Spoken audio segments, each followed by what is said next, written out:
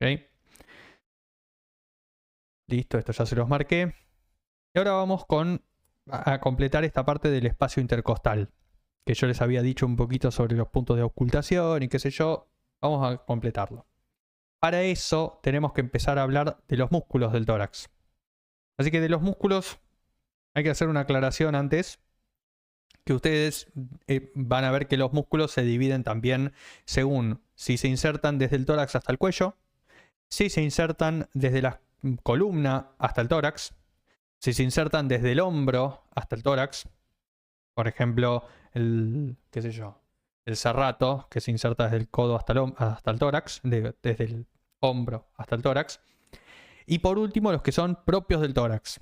Así que nos vamos a quedar con los que son propios del tórax, principalmente con dos grupitos. Ustedes van a encontrar un montón que son muy poco importantes, por ejemplo, el elevador de las costillas, el transverso interno del tórax, y otros dos. Uno que ya me lo dijo Lola, que es el diafragma, ya lo vamos a ver bien en detalle, y otros que son los intercostales, que son los que sí me interesan. Entonces, vamos a hablar de los intercostales. ¿Cuántas capas de intercostales tenemos? Tenemos 3 capas. Gracias, Jesús, pero ya este es mi momento de brillar, chicos, por favor. 3 capas. Vamos a imaginar que esta es una costilla y esta es la otra costilla. Esta es la parte más externa, esta es la parte más interna. Vamos a poner las 3 capas. La primera capa se llaman intercostales externos. Hay un intercostal externo por cada espacio intercostal. Eso me parece que va un poco más que obvio. Después el otro es el intercostal interno. Y por último, hay otro intercostal que es el intercostal íntimo. Y acá lo importante que yo quiero que ustedes vean es que ustedes pueden seguir la dirección de las fibras de estos intercostales, que son importantes para lo que viene después. Entonces, fíjense, los intercostales externos tienen esta dirección. O sea, van desde superior a inferior, desde atrás hacia adelante. Hacen así. Tienen esta posición diagonal. Ahora, ¿qué pasa con los otros? Los intercostales internos y los intercostales íntimos tienen esta disposición. ¿Bien? Como que se cruzan en X. Y ahora van a ver para qué tiene sentido esto. Porque tenemos que empezar a hablar sobre los movimientos del tórax. Entonces, fíjense acá. Estas son las costillas, perdón, las vértebras. Están en la parte más posterior. Así que estamos viendo desde atrás. Esto es lateral, esto es medial. Y fíjense, acá hay una costilla. Acá está la otra costilla. Y fíjense estas fibras musculares. Van desde acá hasta acá. ¿Qué músculo estamos viendo? Que va así. Levanten la mano. A ver, Andrea. ¿Sería un intercostal externo? Perfecto. Fíjense que no es lo mismo ver este intercostal externo, que está por acá también. Ahora fíjense que yo acá veo unas fibras distintas que van en otro sentido. Es más, en el de abajo se ven los intercostales externos. Acá se ven los intercostales internos. Y fíjense que yo hago una división justo acá. Y esto más profundo son los intercostales íntimos. Che, Juan, y para a mí qué carajo me importa saber que el intercostal externo y el interno tienen esta disposición. Porque vamos a hablar de los movimientos del tórax. Entonces, primero, ¿para qué nos sirve la caja torácica? En grande. A ver qué me pueden decir. ¿Se escucha las sirenas atrás? No sé qué quilombo está pasando en la calle. Jimena. Era para contener a las vísceras. Bien, perfecto. Para contener las vísceras. O sea, función de protección. ¿Y para qué más sirve la caja torácica? También por lo de la ventilación Contame un poco más de esto. Me interesa. y por los movimientos del diafragma para poder hacer la inspiración y la expiración. Perfecto. O sea, Expiración. lo usamos para respirar, básicamente. Que, como me decís vos, es los movimientos ventilatorios. Porque después viene el bioquímico y te dice, no, respiración es la parte de la mitocondria. Lo que vos estás moviendo el aire es lo mismo que ventilar. Así que, como abrir una ventana. ¿Bien? Ojo, cuando hablen de todo esto, hablen de ventilación, como dice Jimena. Jimena me dijo, ¿me podés repetir lo que dijiste? ¿Cuál es la principal cosa que nos ayuda a ventilar los movimientos Sí, de...? el diafragma. El diafragma, perfecto. O sea que lo que está acá abajo, el diafragma, nos ayuda a ventilar. Ahora quiero que ustedes vayan tomando dimensión de para qué nos va a servir toda esta parte. La caja torácica funciona, piensen ustedes, como si fuese un acordeón. O sea, se pueden apretar todas las costillas entre sí o se pueden expandir todas las costillas entre sí. Fíjense lo siguiente. Vamos a usar un par de cosas de biofísica. La caja tiene un cierto volumen, que ahí es la cantidad de aire que nosotros tenemos. Ustedes tienen que pensar que el pulmón no tiene capacidad no tiene capacidad propia de expandirse, sino que el pulmón está ahí, es una esponjita que nosotros mismos la estiramos y eso hace que chupe aire. ¿Ok? Al chupar aire se infla de aire, obviamente, y después nosotros cuando queremos sacar el aire lo que hacemos es apretar al pulmón o al menos dejar de estirarlo.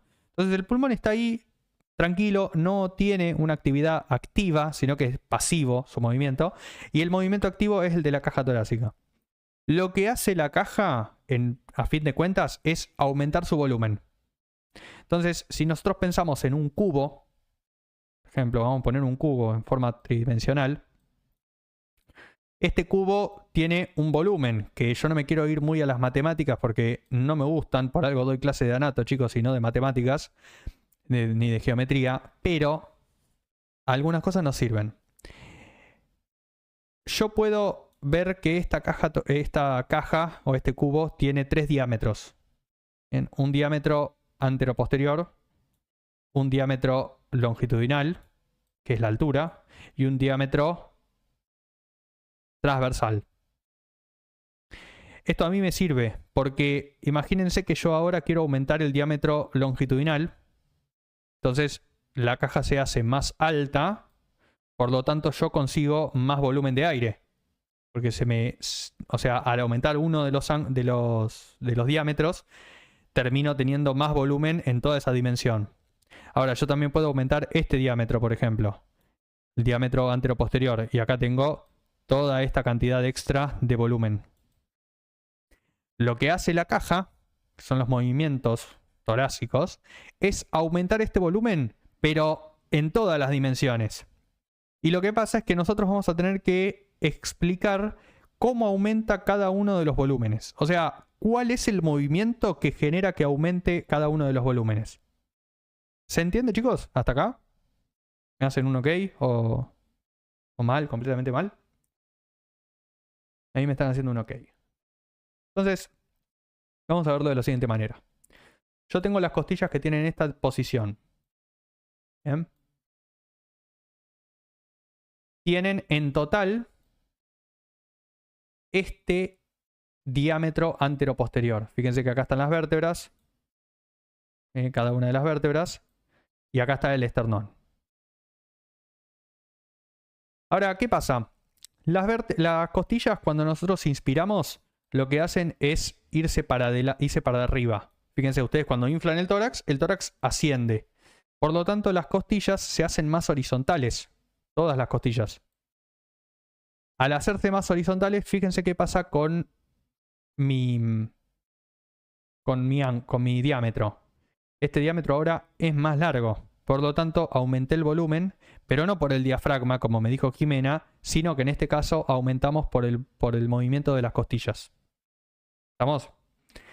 Lo mismo pasa si yo los veo desde lateral.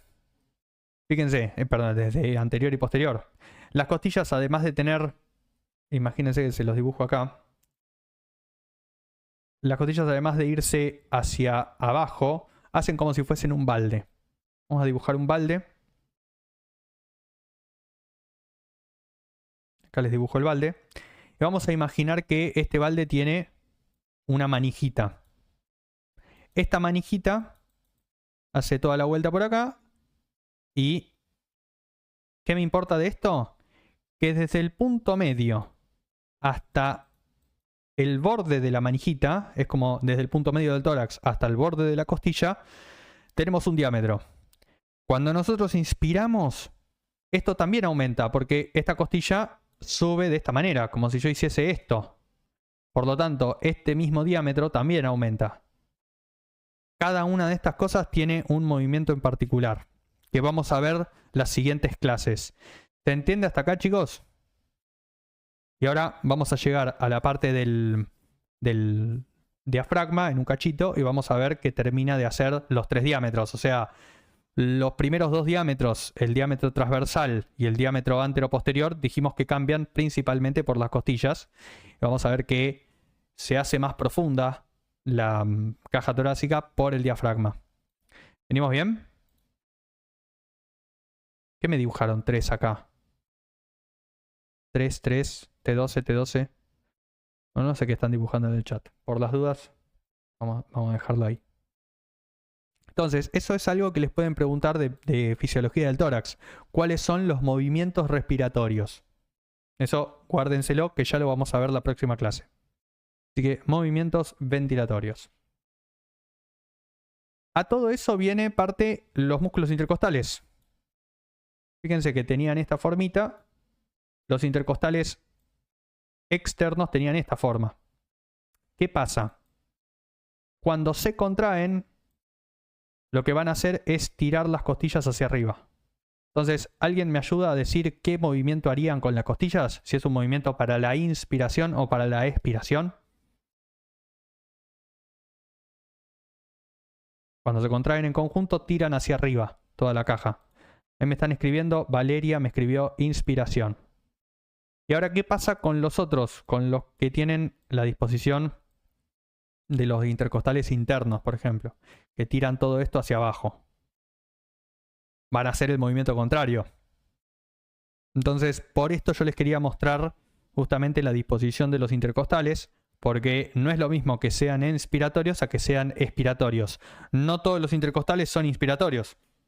Los íntimos no, y los internos tampoco.